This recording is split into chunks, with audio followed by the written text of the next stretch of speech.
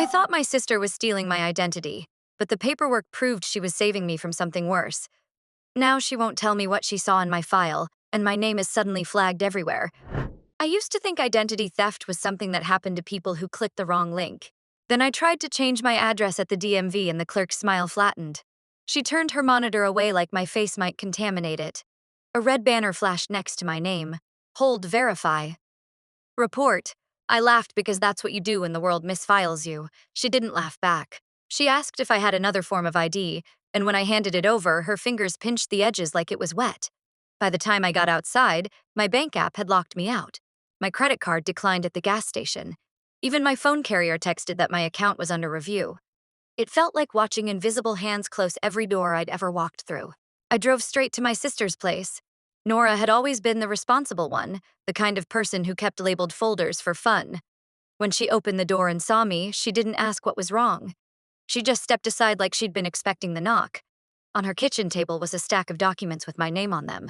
Not photocopies, originals, birth certificate, social security card, even my passport, which should have been in my desk drawer at home. I demanded to know why she had them. She said she'd borrowed them months ago, that she meant to tell me, that she didn't have time to explain back then. I told her she'd ruined my life. She didn't deny it. She just slid a thin envelope across the table and said I needed to look at what she found. Inside was a background report, my name, my photo, my address, and a list of incidents that made my stomach turn cold. Charges I'd never faced, places I'd never been.